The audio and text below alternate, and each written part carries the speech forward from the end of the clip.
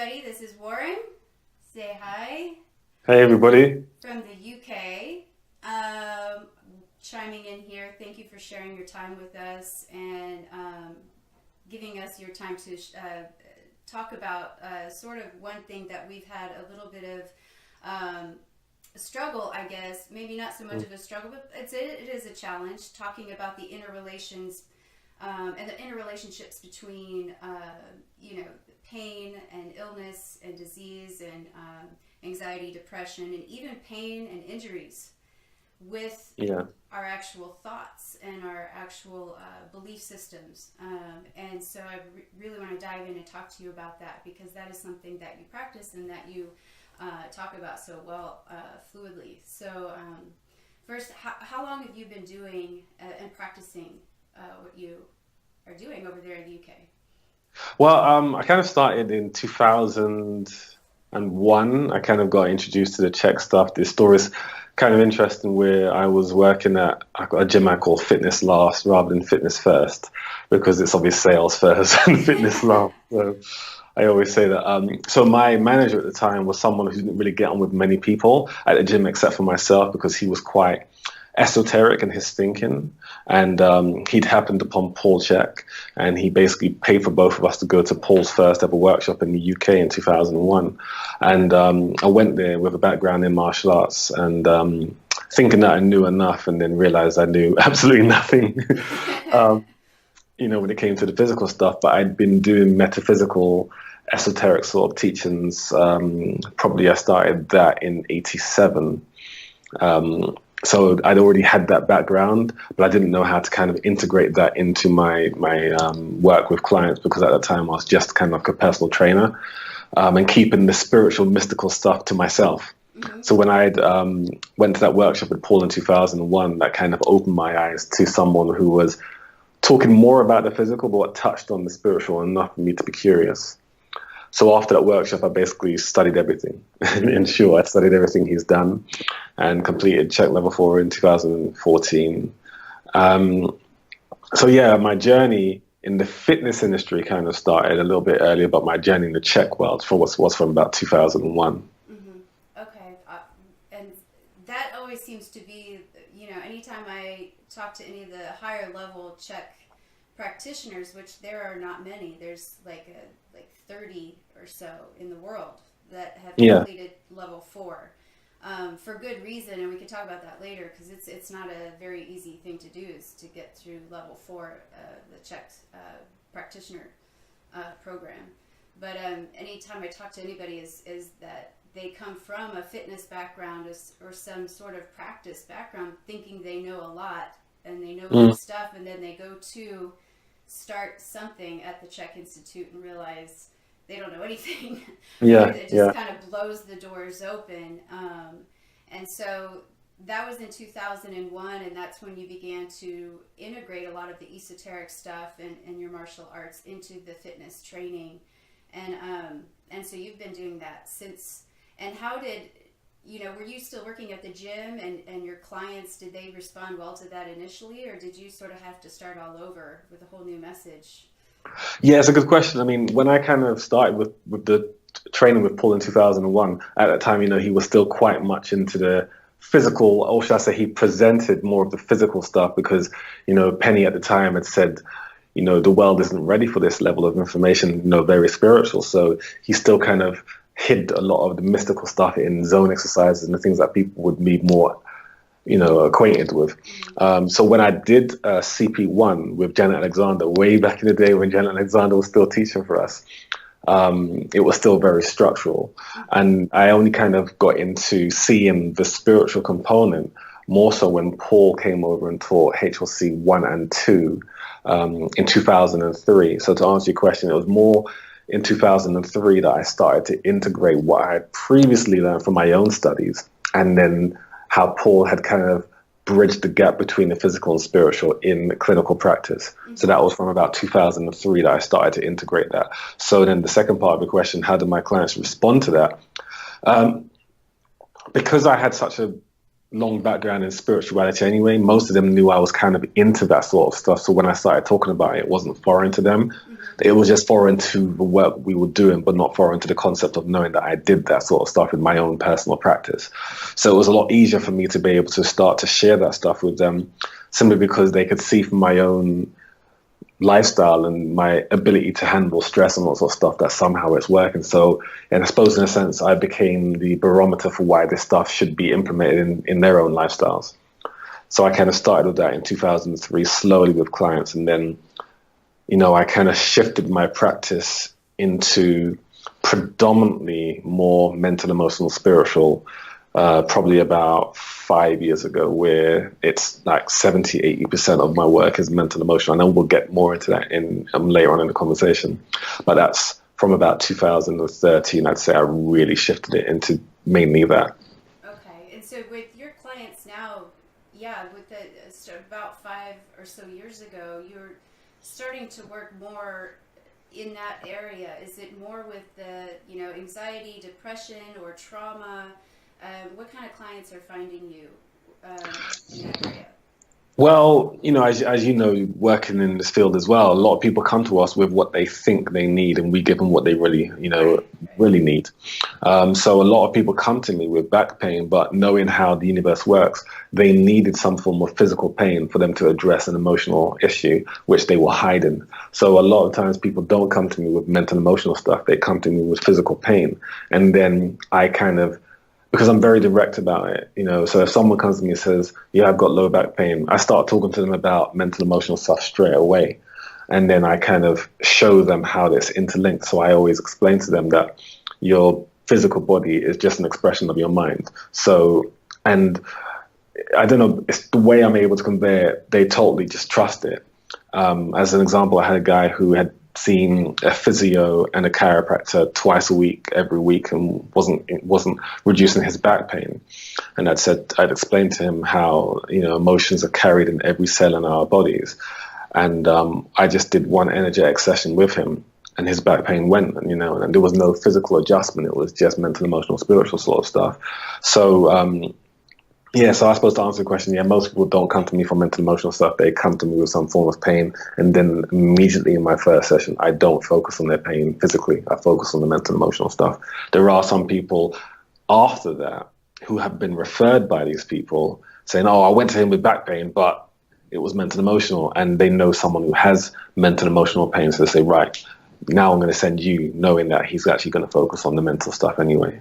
So how do you explain that to somebody who says, for example, somebody who's got a rotator cuff injury on the right side, and let's say it's one of those injuries that just keeps coming back no matter what, and they've done physical therapy, maybe they've had surgery and they keep doing physical therapy, but they're really into their sport or they're really into weightlifting and they just really want to fix this issue, but they're not, they're open to the idea that there is, an energetic thing or component or a mental emotional component to it, but they're not fully engaged in that explanation. They are very scientific, muscle, tissues, nerves. So how do you address that? How do you explain that to somebody?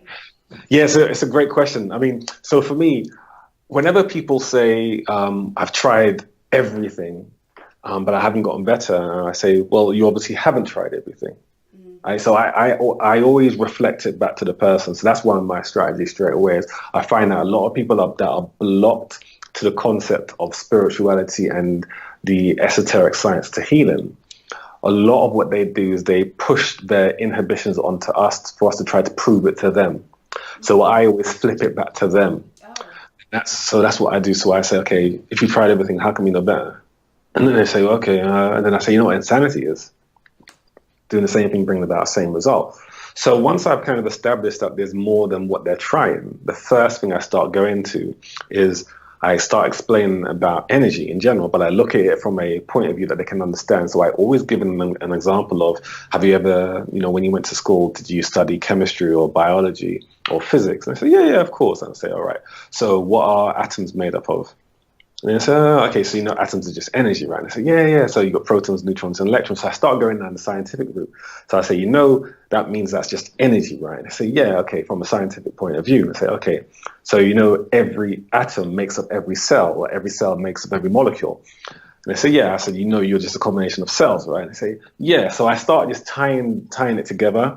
And then I start saying, you know, scientists have proven that we are 99.9% empty space. Oh, no, I didn't know that. Okay, well, that's what it is. And then I start saying, what's the difference between air and steam? Or what's the difference between air and ice? Mm-hmm. I say, you know, it's just the same thing, but at a different state of vibration. And then they say, oh, I say, I understand that. Or I'll say, have you ever walked into a room or visited someone's house and you could tell that there's a vibe? You know, a couple may have just argued. And they say, okay, and they're trying to figure out where I'm going with this. Say, right, you go to someone's house and a couple just argued, but they present like they haven't. And you could tell that there was an argument in here because, and then I say, why? Why can you tell that? And they say, there's a vibe. I say, oh, vibe. I say, you don't know what a vibe is short for. I say, no. I say, you know, it's short for vibration. And he goes, so I say, so you can sense a vibration. So I started just putting things together with plants where they can start to understand that vibration isn't a scary word. And things like ultrasound, I give them another example. So I say, have you ever heard of ultrasound? And they say, yeah. I said, do you believe in it? Yeah, I know people that have done it. It's really helpful. And I say, do you know what ultrasound is? And they normally pause and I say, well, ultrasound is ultrasonic sound. I say, you know what sound is, right? You know sound is just frequency, right? They go, oh. So I start putting all these seeds so the element of doubt is being alleviated by practicality. Mm-hmm. And even if at that point they get it, and then I'll use other examples such as, have you ever been anxious for a meeting or something? They say, yeah. Have you tried eating food? What happens? Oh, I get an upset stomach. So I say, okay, have you heard of this saying, butterflies in your stomach? And they go, yeah. I go, you don't get butterflies in your toe, or you don't get it in your neck, you get it in a specific place. They say, yes. I say, right. That is basically showing you that emotions store themselves in a specific location in your body because you only get butterflies in your stomach. And they say, aha. Or I may say, okay, another example is, you know, sometimes you're just tense. What happened? What part of your body elevates? Oh, my shoulders. I say, isn't that interesting? Another emotion storing itself in a specific place in your body. So once I've spent about 5-6 minutes kind of elaborating on those sort of things, they start to understand, and I never get resistance from it because I say it in such a way, there's so much confidence behind the way I say it. Mm-hmm. It's almost like someone saying to me, how do you know air exists? I'm like, it's obvious it does. I say the spiritual stuff as if it does, it's true. Mm-hmm. So I think mainly a lot of the ability for me to be able to translate information to them is in the confidence and the practical way I say it. So that's kind of it. I give them examples that are practical that they can understand. And then I just get them onto a table and I say, look, whether you believe in this or not, let's try something new. But to be honest, I've never had resistance. Okay. So I just normally just start with energetic work. And because you can't lie to how you feel, they all feel amazing. They want to do it more. So every single time I've had someone that's never tried this stuff before, as soon as I get them on the table and start doing some spiritual work, even if it's just for 5 minutes, inevitably they want to focus more on that the next time. Mm-hmm. And so, that's, talking a lot about pain and injury. So there is the study of the left side and the right side being masculine and the left side being feminine. And, that's something that we've had with clients just 100% of the time. Someone has a right side injury, we usually always ask, are you struggling with, identifying with your sexuality? Are you struggling with any relationships with a man in your life, your husband, your father? And there's 100% of the time it's a yes. Same thing on the feminine side, the left side. What happens when somebody is experiencing injury or pain with some, organs or tissues on both sides of their bodies, or say an autoimmune disease? How do you approach that? Right. So sometimes when people have right-sided pain, and most of the time the go-to is a masculine issue, sometimes it's actually a feminine issue. And a lot of that is because the emotional trauma is so extreme, it's gone to the further or the extreme opposite end of where it really should be. Just like, as you know, for psychiatric dysfunction, sometimes they have a blockage on the right, but it's causing pain on the left. At the extremes, yin and yang become each other. So sometimes the pain is so bad to the right, it actually mirrors itself on the left. So that kind of answers why it can be on the opposite side and also on both sides. So typically it's a cascade in the fact that the mental emotion challenge has mirrored itself on the opposite side to almost try to balance itself out in some way. It's harmonizing on both sides. Harmonizing is the wrong word, but it's vibrating on both sides at the same time. So, but we still anchor to the person. And when you anchor to the person, you don't need to figure out, is it actually the left side or is it actually the right side? Because obviously when the person has come to you and they have a fluctuation on both, you don't know if it's the left side that's created the right or the right side that's created the left. So the best way I deal with that is, like what Paul said, anchor. You anchor to the client and you figure out based on how you feel what side is actually the trigger. And once I figured out what side is the trigger, then I work on that aspect without even having to ask the client. And also, I find a lot of the times by doing the work myself, as Paul always says, be that work, I'm able to tell my clients what's wrong with them rather than just ask them. And in doing that, it freaks them out a lot. And then the other side of it is they just have total trust in my ability to, lack of a better word, diagnose what's actually going on with them from a mental, emotional standpoint, because I can anchor and pretty much all the time I'm correct. So because of that, they just trust it. And then they say, look, I've not told anybody that. The fact that means that there's obviously something more going on. So I trust in that ability that you have and, trust in whatever you want me to do with regards to that. And what does that mean to anchor? So for those who are listening and watching, can you elaborate on that? What does that mean to anchor yourself? So Paul always says, the drum skin cannot be too tight. And if it is, then are you picking up your own issues or your client's issues? So what we're supposed to do prior to our sessions is to clear our energy field. And then when the client comes in, whatever you pick up is coming from the client. So that's what you're doing. You're anchoring to that client, or you're attaching yourself to the client's energy or emotions. You become a blank canvas in that sense. And wherever you feel heavy or tight energetically, that's actually coming from the client because you've done enough work to clear yourself. So that's what we mean by anchoring. And everybody pretty much does it anyway to a greater or lesser level, which is why we go into a room and someone's anxious and we just feel low. We feel energetically tired after we get off the phone when we talk to someone who has a heartfelt problem. So we're all doing it at a specific level. It's just whether or not we know enough about it to help. Yeah, and I like that.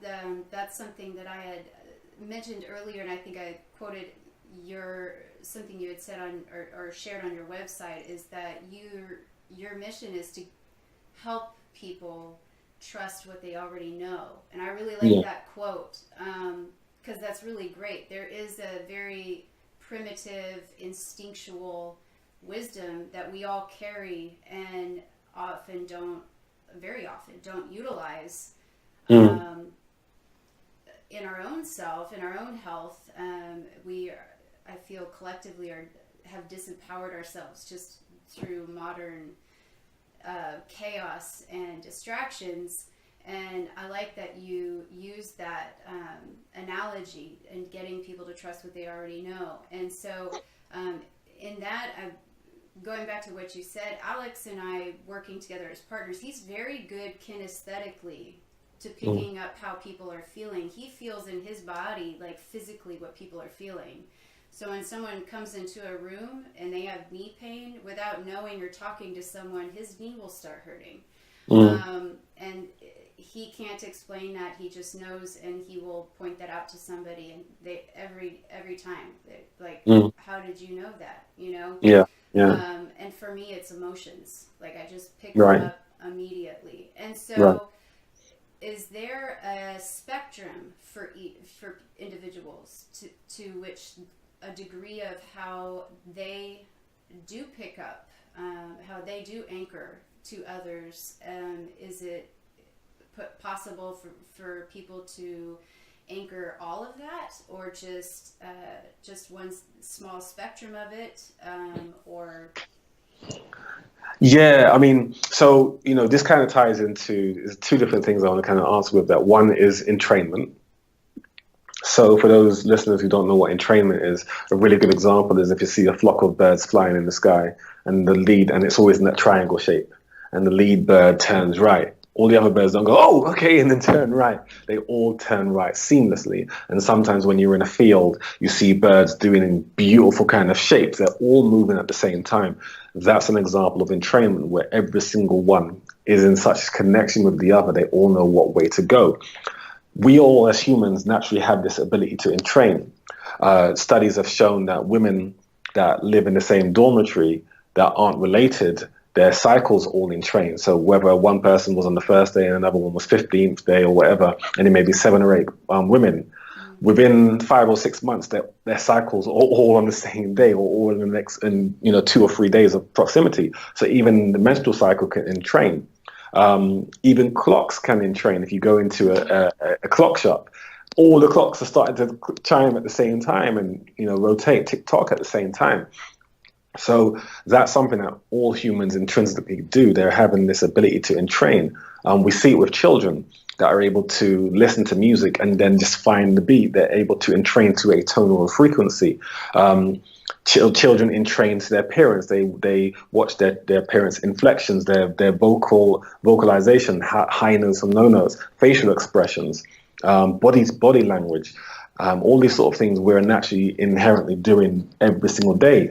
We know that we filter out so much information to survive in this world because studies have shown that if we were to be aware of every single thing that we pick up moment to moment, it would take something like 180,000 years to dissect all the information that we see in one lifetime. So we pick up so much. What we'll learn to do is filter. So most humans, because of fear and because of parental program, social programming, and religious belief systems, are learning to filter out the God that they were. So I can't remember who, it might have been Carl Jung or Rudolf Steiner. One of them said that children are God, but our parents learn to beat it out of us. So we come here with the ability to be able to do all the things that you just mentioned, but we learn to suppress it so that we don't feel out of place in a world where most people only see the physical. And we've learned to lie to ourselves to such a degree that we close down what we used to do, because every single child, when they are born or incarnate on this plane, every single chakra in their body is lined or opened, which is why, and when I say that to people, they're like, oh, my, here we go. We're going a bit airy-fairy. But then I say to them, have you noticed that every child, when they draw people, they always draw rainbows around people? It's because they're seeing the auric field. And I say, have you ever noticed when a child's really young, like a year around that sort of time, whenever they see new people enter their space, they always look above their head? And so why do you think they're doing that? Do you think they just like their hairstyle, or, they're looking above their head? It's because they're looking at their energy field. Why do certain children pull away from certain people and gravitate to certain people they don't know? Because they're focusing on feel, they're empathic. They can't communicate right now, so they learn to feel and express from feel. So all humans have that, but they sedate that for lack of feeling weird in front of other people that don't want to talk about it, and also because of the social program that we spoke about. So yes, everyone can do it to specific degrees.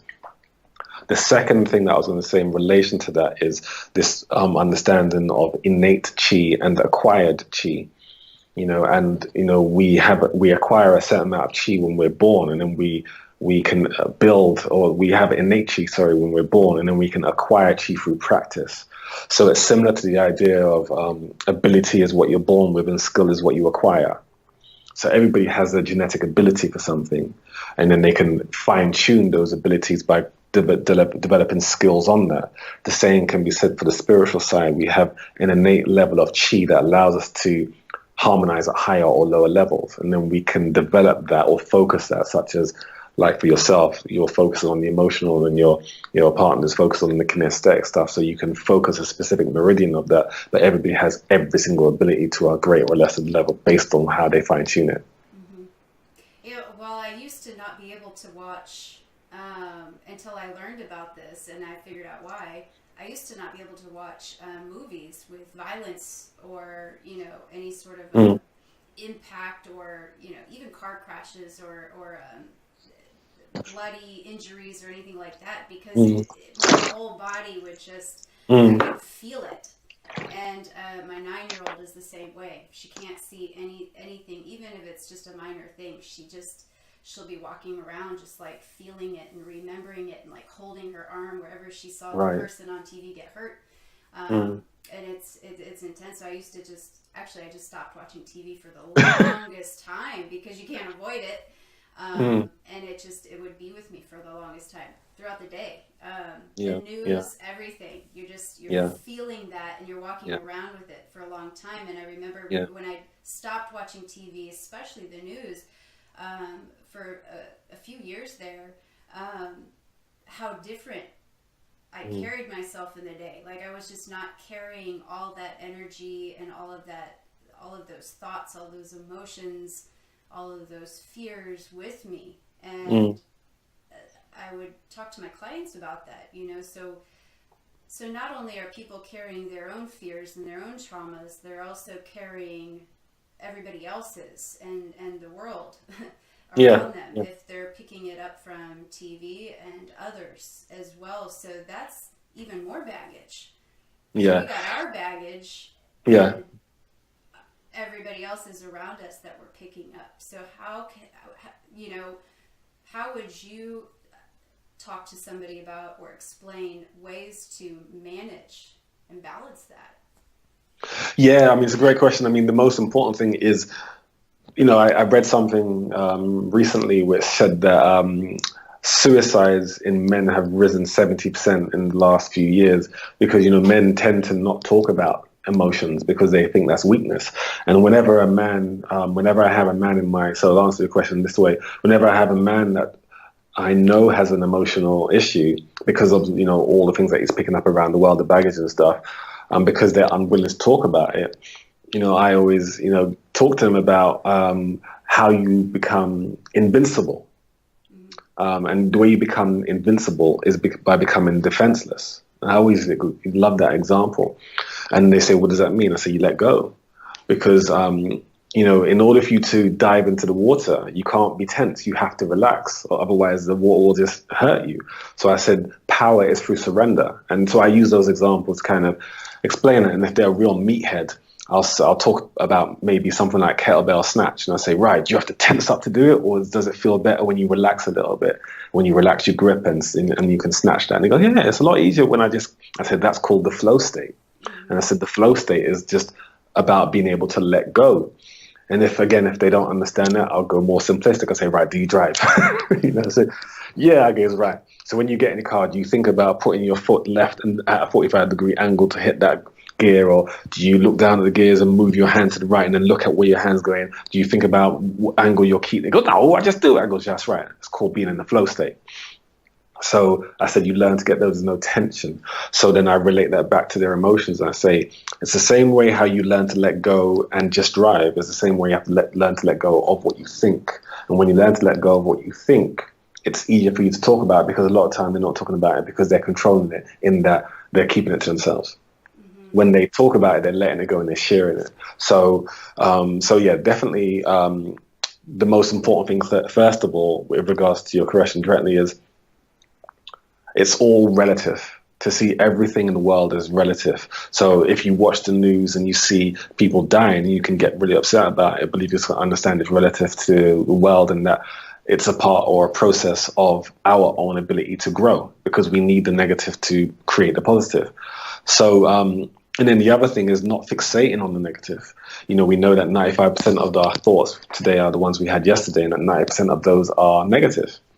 So, by kind of stating those things to my clients, I say, whenever you think about something negative in the world, you have to create the shift, because energy has to be transformed from one state to the next. So even a thought negatively can be transformed. So I say, whenever you think about something negative, because you can't avoid it other than closing your eyes, what you have to do is focus on something that makes you feel like an appreciation for the world. So you can sit here and think about all the bad things, or you can think about rather than dwelling on the problem, focus on the solution. Okay, what can you contribute to the world to help the change, as opposed to I'm just looking at the world and it's so bad. So again, a lot of it is perspective and perception, getting them to learn to change that.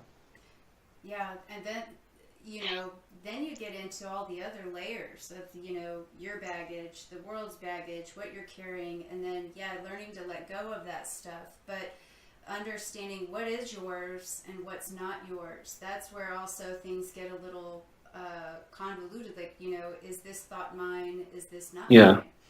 And then is it a current thing, or is this an ancestral thing? Is this an inherited thought, or is this a stored? Is this from stored trauma? Is this a conditioned belief? And so those are like, that gets really deep. And in fact, I've been doing a lot of this, for 10 years now, but I just started coaching with Paul again the past 6 months, because again, there's just so many layers. You pull back layers, and then you're like, I'm free, I'm great, and this is great. And then you integrate, and then you find out there's just more. So it's just a lifelong process that can't be covered in just an hour, right? Yeah. But somebody watching this may think, okay, so it's not diet, it's not exercise, it's not sleep. Like, what about it? So, fuck drinking all the water and eating clean food? You're just going to lay some hands on me and tell me to think positively? Right. Where do we, tie in all of the holistic lifestyle factors to it? How does that matter and affect all of this? Okay, so everything, like encapsulating everything, it's all about the story that we tell ourselves. And the story that we tell ourselves determines whether or not that story includes negativity and positivity, health and vitality. So, the seventh chakra represents the myth, as you know, and that ties into how you feel your life ends. Now, this is directly answering the question. How your life ends determines how you live it now. Because if you think that at the end of your life, it's the next stage of growth, it changes your choices whilst you are here. If you are truly an atheist, and as explained many times by people that say they are atheists are actually lying, because the word atheist means I don't believe in God, which means you do indirectly believe in God, you're just choosing to ignore him, because that's what the word atheist means. It means against theos, and theos is God. So you're basically saying, I know there's a God, I just don't choose to believe in him, which doesn't really make you an atheist, because an atheist means you don't believe there is a God. So they're lying to themselves in that sense. But in the understanding of how people think an atheist is, incorrectly, if you are that person, the choices that you live today will be influenced differently, because you think this is my only lifetime. It doesn't really matter what I do. It doesn't matter how well I eat. I'm still going to die in about 70. So who cares? So again, that's the story you tell yourself. So the story you tell yourself determines the choices you make for every part of your life, whether or not you're taking your consumption of food, seriously, whether you sleep, correctly, and all that sort of stuff. So overall, it is the story that you tell yourself. So our goal, first of all, is to get the clients to understand and recognize the importance of their personal story, which relates to their dream and their core values. And then once they kind of are involved in their own story, they understand the importance of why nutrition contributes to their story, because everything is about how all of these tools are contributing towards their vitality to live a life, or to have life affirmative energy. Because when someone is investing in their own story, they understand the purpose of good nutrition, and they understand good nutrition is giving them enough clarity of thought, enough energy, enough ability to direct their life force to sustain their dream. When someone is invested in their story, they understand the importance of getting to sleep on time to be able to live all of these 4 doctor practices. So, it's really about when people invest in their story and understand the importance of all of these 6 systems, or the 6 foundational principles, that it creates perspective to our coaching, and there's no resistance, because they are investing in their own story. Because at that time, it's not a have to. They're not doing it out of, I've come to you, I don't care about my own health, I'm just wanting to get out of pain. That's someone who is at a have to stage of life. They're being reactive rather than proactive. They're doing something because it hurts. And those sort of people aren't the clients that we kind of want because they're short term fixers. They just want to get out of pain to go back to doing what caused them pain in the first place.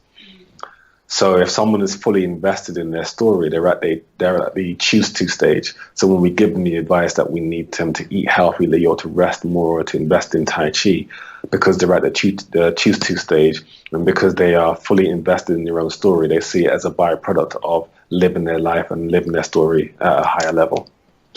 Wow, I really like that. I've actually never heard any of the practitioners or any practitioner explain it that way in 10 Right. years.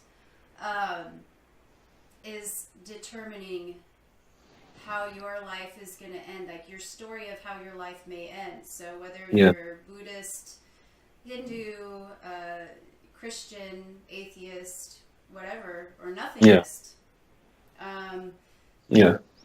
that's your story of how your life is going to end, Yeah. determines how you are living your life now. So a Yeah. lot of Yeah. those people will defend eating sugar and drinking alcohol to, You only live once. right, Yeah. as long as they have their health insurance to see their chiropractor and get to physical therapy or get that knee replacement surgery, right? Like Yeah. that's the mentality. And those Yeah. are, I like how you categorize that. So that's the have tos versus the choose tos. Yeah. Is there, Yeah. are there any other, because I like, that's a very good way to put those two into a category. Are you a have to or are you a choose to? Yeah. So with regards to that, so the people are either reactive or proactive, and that's the choose to and have to. The have to people are doing it because they feel they have to, so they're reacting. So they, I'll give you a great example of that. I had a fellow CHEK practitioner try to refer not a client, but a friend to me who had low back pain, and 2 years had gone by the next time we'd spoken about this, because he'd seen this same lady again who came to him and said, my back pain has now gotten so bad that I'm now on morphine. So she was unwilling to change the story, which was, you have to now become proactive. She was only reacting, so she came to him because of an event. And because she came to him because of the event, she was reacting to the event, which is a child. So he said, well, you need to take your life into your own hands and, become more proactive. And she didn't. And then when he saw her again 2 years later, she was still at the child stage of, well, the pain, I've managed it. Mm-hmm. I've covered it up with morphine. So she's still at the have to stage. Mm-hmm. So until she gets to the choose to stage, she won't take control and become proactive, which would mean starting to invest in her health. Mm-hmm. Yeah, I mean, that's a lot like when I got to be about 26 and I was on about 12 different medications. Because up until that point, each new medication they had to put me on for pain and managing my diseases, plural, Had to get strong. was my, my have to. I have to. Until I realized, like, I'm way too young to be this old. That's where I began to feel like, now I choose to not be like this. And that's where it all turned around. And that's just a whole long story. But so for people who are choosing to, there's usually a moment. There's usually something that changes that. And it's a crisis of self. Yeah, it's a rock bottom, or they see that there is a price that they're going to have to pay if they don't make a change. And with all of the modern advances now, medically and pharmaceuticals just kind of taking over, right? It's very, as a holistic practitioner, and I know you relate, but you've been in the field so much longer than we have. We do feel like we're kind of up against a lot of competition here with a lot of the advancing technology and in healthcare, with all of these very quick fixes, and that are being covered by insurance. So 80% of the world population, or 80% of disability in the world, is caused by low back pain. Mm. It's mind-blowing. So I'll ask you what you think about that in just a second, because that's worldwide. And then the statistics about that surrounding that. So that taking that information, there's just all these advances now being with painkillers, opiates, back surgery, spinal surgeries, and then on top of that, the obesity rate. With all the amount of information we have access to now with online, right? There's Pinterest and everything online, and there's hundreds of health and diet books that come out every single year. So having access to information is not our problem, but our obesity rates still continue to climb. And so with that now, there's companies that are coming out with devices that you can have surgically put into your stomach that capture, I think it's like, it was like 60-75% of the food you eat. Wow. So you can eat all you want, but it takes 75% of it and then eliminates it. Wow. So it's basically medically FDA approved, insurance covered bulimia. And so that's kind of like what I feel as holistic practitioners we are competing against, is sort of like a lot of these advances are feeding into the dysfunction. The dysfunctions that people are so easily. It's like they're predators, and and I was once one of the products of that medical industry since I was 7 years old until I finally woke up. But what if I hadn't? And I think about that all the time. And so I want to go back to my question. So with those two things, medical devices now that help you be a bulimic, right? But now the 80% of worldwide cases that are causing disability, right, is caused by low back pain. What are your thoughts on that? Because that's the whole world. Yeah, I mean, a lot of that, like you said, a lot of that is ownership of self. So, when we look energetically, what's happening to people, like you said, people are becoming so much more externalized. So that means they're more shallow on the inside. The more people seek on the outside, the more shallow they are on the inside. The more people eat on the outside, insides, because they're shallow or starving inside. A lot of it is because they lack that personal growth. They lack that connection because they're on their devices all the time. There's no harmony, there's no interconnection or interrelation between us. So we become more and more detached. And as we become more and more detached, that affects our personal spiritual growth. So we know that with low back pain, most people's sense of self has been eliminated by their desire for external satiation, such as games on their phones, and they become more and more desensitized to violence, such as children that are playing these games where you can kill each other on games, and young children nowadays killing other children in real life and just not having any remorse for it.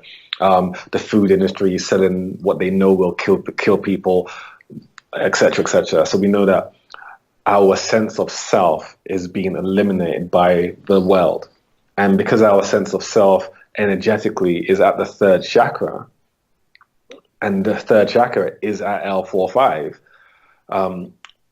we know that whenever, as you know, if someone has an issue with one disc, it affects 3 above and 3 below, which can then cause most pain at L2-3, L3-2. Where I suppose most people are having the low back pain. So that's the first thing, is their sense of self is going to contribute towards that. The second thing is, as you know, we're not built to sit down for 8 hours a day. I was doing a podcast yesterday and I was just saying, think about in nature, if an animal sat down for 16 hours, animals don't do that. They're constantly roaming. And then the only time they lay down is to sleep or unless they're grazing for a little while, but they're constantly moving.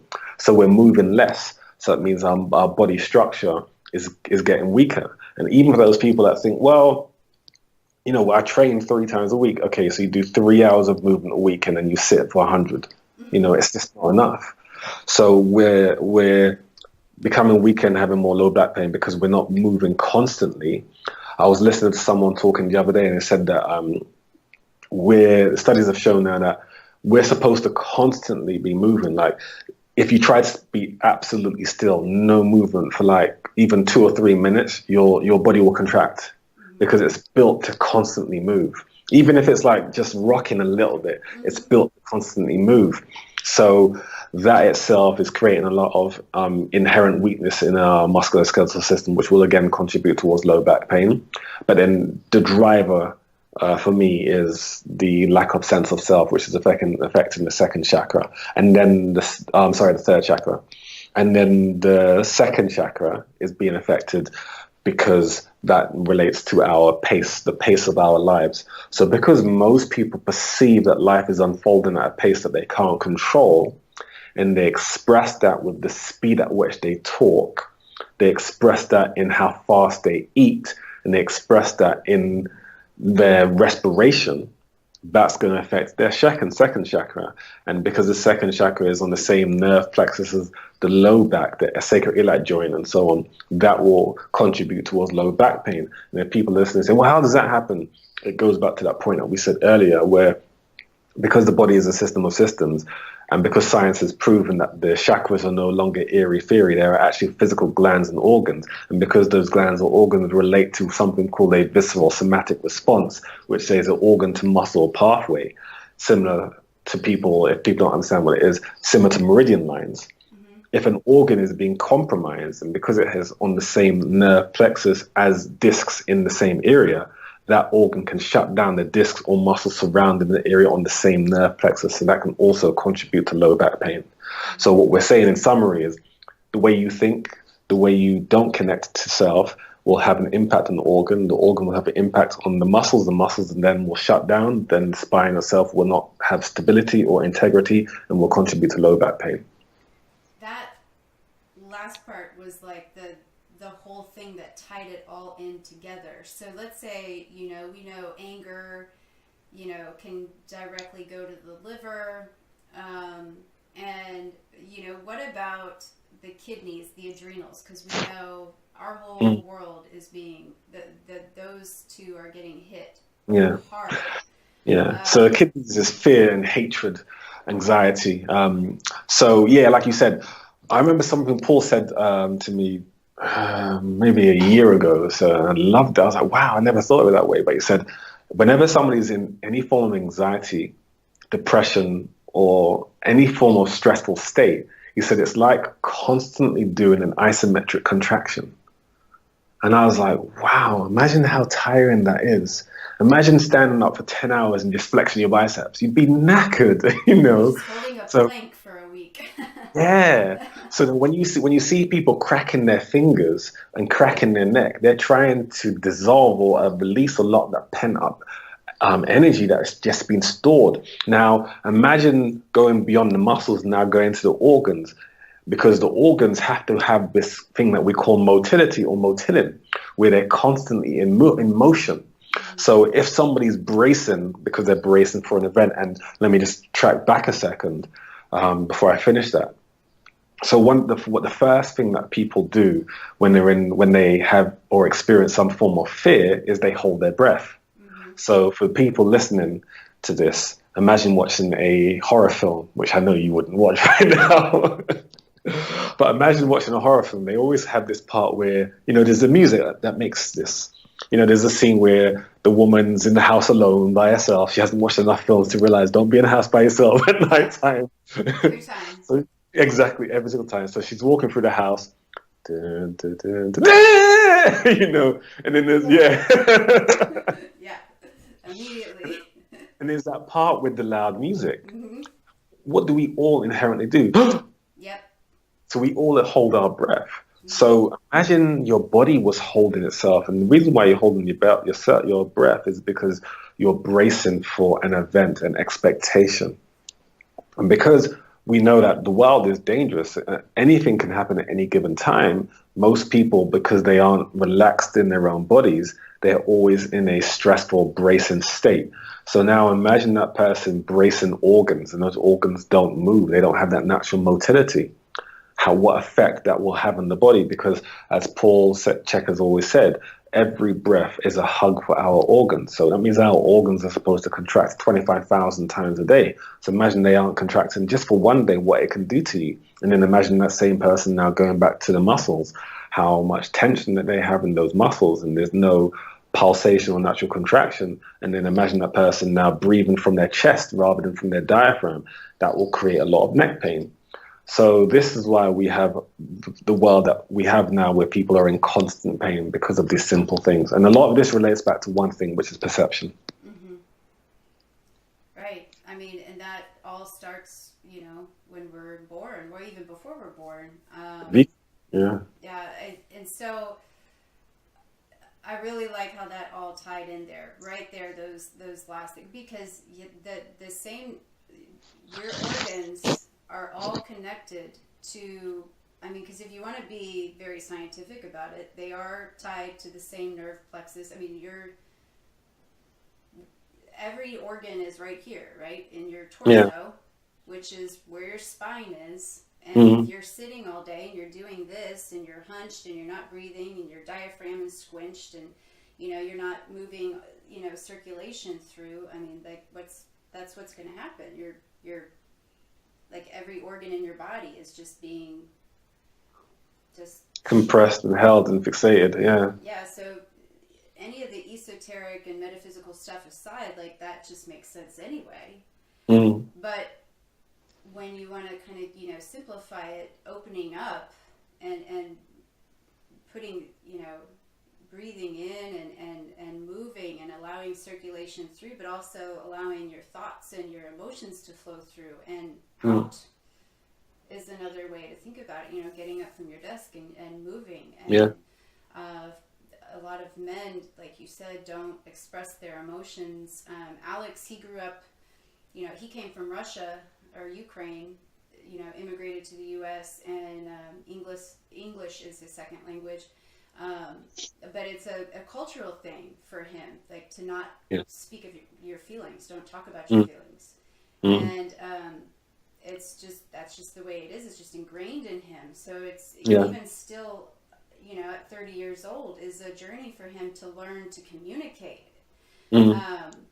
which for someone with his background is phenomenal what he's done so far, but you can still see that how it is a challenge. And so and me too, in my background, like I can't stop talking, I can't stop interrupting. So when you get the two of us together, it talk about spiritual growth in a relationship, but allowing your emotions out, and that's quite the release in itself. And so as Alex has learned to actually talk, and that it's okay to communicate and share. For men, I'm doing a podcast, so I'll just bring this up very quickly before we close out. And I'm going to be talking about sort of the decaying spirit of the masculine in men, and how there's this idea that to be a man, you got to have muscles and be successful, make a lot of money, have lots of sex, lots of partners, and flashy house and all this stuff. And still to this day, even with a lot of these shifts that you're seeing with people and curious seekers to this conscious,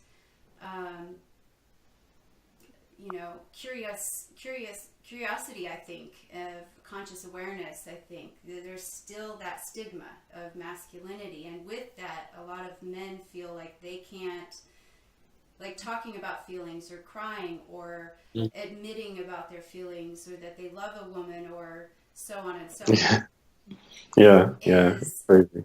To them is emasculating. And in Alex's experience, being a first-time father, he spends a lot of time with our daughter. He does a lot of the cooking. He does a lot of the errands. He does the grocery shopping. He cleans. He does dishes, and he gets a lot of crap for that. He gets a lot of and so how how do you, if you have male clients that come to you, what is your, do you have a lot of male clients, I guess is my question, that struggle with that, wanting that sort of that identity, that sense of self, wanting to be more, express themselves more in this way or that way, but they don't want to because that's not seen as masculine?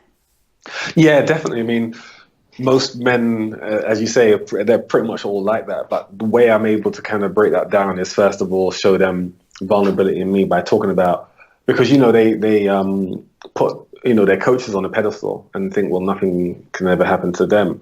So one of the things you do is, again, you share some of the stories of challenges that I've had in my own life. And even sometimes in conversation, I'm like, yeah, man, I saw this film, man, I was crying, and they're like, what? Yeah, man, come on, man. And, you find ways to kind of get them to realize, even in little conversations, that emotions are okay. But then I explain to them, that whole saying about how you become invincible is by becoming defenseless. So by letting them know it's okay to have pain, like if they're training, because especially the athletes, they've been instructed through their program systems that when you're in pain, learn to ignore it. Yeah. And I explained to them that if you had a car and you blew a tire, would you just drive it harder? And they say no. I said, well, that's what you're doing with your body. So I say, if you want to become the most efficient athlete, you want to train without pain, because if you train in pain, there's an energy leakage, so it's going to impede performance. So they understand that. And then I say to them, I get them to understand the power of emotion. And I say, look, if you doubt that you're going to, I'll say to them, okay, someone like Usain Bolt, I say, do you think he's at the start line saying, I'm going to lose, I'm going to lose, I'm going to lose, and then wins the race? And I say, no. I say, well, what's he done? He's changed his state. I said, state is related to an emotion. So he shifted his mind concept to have a powerful emotion. I say, so that can liberate you, but also negative or fearful emotions can inhibit you. So I get them to understand in the sense of, actually it's an energy leakage, and that when they hold emotions, they hold it in their body, and it actually impedes their ability to expand, or even to the point where they cannot open their thoracic spine. Because I explained to them about the red light, green light posture, and I say, look, typically when people are depressed, what's their posture like? And they get that. So I say, right, so if you have some inherent shame within you, some form of guilt that you're unable to talk about, it's going to affect our ability to correct you from a physical standpoint. And if there's any apprehension of your ability to perform, playing your game, your body's going to be in a resistant state, because there's doubt, because it's an emotional trauma. Can I kick that ball as hard because I used to have this injury? So I say, look, you need to talk about that and let that stuff out. And then I share something that happened to me, because I've had tons of bad injuries, and because I've done martial arts and stuff, which is very macho. They kind of accept, wow, a tough macho guy who's done martial arts had an injury and he can talk about it. Football's not as tough as martial arts in their mind. So like, okay, so it's just easier for them to understand that, the importance of letting words out. So it's a lot easier for them. And once they've done that, like some of my male clients, they say I'm the only person they can talk to. They cannot talk to their partner of 15, 20 years or whatever, just because of this inherent program that they have. So it starts with them being able to talk to me. And then once they're able to do that enough times, then they feel more comfortable talking to their partners down the line. But yeah, it is a big problem, and it is massive in men, that they just feel it's weakness. So sometimes when I'm teaching the HLC courses and you see a lot of the men on the courses crying, I take a moment to celebrate that, and I want everybody to say, look, this is where we really should be, and these people are strong, not weak. Mm-hmm. And have you ever had somebody who has gone through a program with you? I know, we tend to at the minimum it's 10 hours, to get through all we have to get through, but ideally 6 months to a year is really how much it takes to unfold as much of the programming and illness and inflammation that people build up, and to then from there create a whole new person, but and not a whole new person, but start to. Have you ever worked with somebody who then just went, you know what, like I don't want to be that anymore, like I've decided I'm gonna quit my job, I don't want to work in banking anymore. I don't want to make, $500,000 a year and do this. I really just, I want to coach my kids' sports teams and bake and be home and let my wife work. And, because that's just really what I want to do in my heart. Like, have you ever worked with a man who's just said, that's just not me, Yeah, one of my athletes, one of my professional footballers who I've worked with for quite a while, and got him out of medical retirement and played another 6 years. He, he's shifted his whole career because he was, he made millions from his career, and he's a legend in the sport. And when he started to take this stuff on board, sometimes I'd go to his house and he had books like Zen in the garden, and not Zen in the garden, Zen in the waiting room. Buddha in the waiting room. I'm thinking of Paul CHEK's program here. Buddha in the waiting room, and I was like, oh wow! So he started getting to a lot more mindful stuff. He'd start buying more organic, and then eventually he kind of, once he left the football field, he became more of a nurturing person. And now he's focusing on building sustainable sort of farms, and he's kind of gone the opposite way from, because obviously in football it's all about eyes to I-ness, and he's got a big family, so it's more about the we-ness. And actually, as we talk right now, his wife's gone back to work and he's actually at home looking after the children. That's an example. That's kind of what I'm talking about. That's a really great example to sort of to think about. I may ask you after, I may send you an email afterwards, because it's great content. It's a great example of how, living really true to who you are and what drives you and your heart and your passion, and being in an alignment with that. And Alex talks about that a lot with, he is younger, and he does get a lot of stuff from some of the older men in the, community tribe, so to speak, about macho-ness or not macho-ness, because I do work more than he does. And I do bring home more of the bacon, so to speak, than he does. Yeah. But he is a leader, and he provides for our family equally. And so that's what a lot of people don't see past the stigma. And so it's when you're in alignment with what you think and what you believe, but you also, that's what you do and say. And so that's kind of the message of getting across. And I really like that example that of the football player. As Paul kind of says, a lot of these athletes, the males now, they're just children, and once they grow up, they stop that sport because they're just a child that wants to play and makes money out of it. But like you said, once they grow up and they're ready to become an adult, they retire. That's what he normally says. They retire when they're ready to become an adult. And they let go of that warrior. Exactly, the warrior archetype. Yeah. Well, I saw that you're doing you're having a mentorship program coming soon. Are you still going to be doing that? Yeah, definitely. I mean, I trying to shift my practice, because I think the best way to reach more people, because there's only one of me or only one of you, and we can't see as many people as we need to really create. As obviously I know for you, it's the same thing. As our goal is to create global change. And that means we can't duplicate ourselves. So the only way we can do that is focus on mass producing what we teach to a greater audience, so we can hit more people and make them become the change makers that also contribute to global change. So that's, my intention with this new mentoring program. So I've got 3 or 4 online coaching programs that are pretty much ready to go online. But my main focus now is developing this new mastery, kind of similar to like what Paul was saying about creating not 1,000 sheep, but 100 wolves, like people that are really focused and fine-tuned. So being able to kind of allow me to focus my information to a wide net, so I can reach more people and help them create the change that we all need in the world. I agree. I feel like the more people we can talk to, one-on-one is great. Alex is such a great one-on-one coach.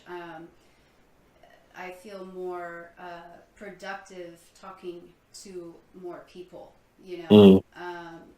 which is why I like to share these interviews with as many Yeah. people as I can, just to be able to get as much visibility and access out there to people. So you do remote work and online work as well. Yeah. And you've got these mentorship programs coming out, and you have different program packages that you do. And I'm linking your website and everything that will be on the recording as well on YouTube. Okay, cool. And our website, as well as Facebook and iTunes and eventually Spotify. So all of your information will be there. And so you guys can contact Warren through all of that information. You can find him on Instagram and Facebook. Just look up Warren Williams on Warren Coaching, right? Yes, yeah. Mm-hmm. He's got really good content on Instagram, by the way. I was kind of stalking his Instagram. Kind of, we follow him, but Doing your research, your due diligence. Yeah, I was just going through all of it. He's got really good stuff on there.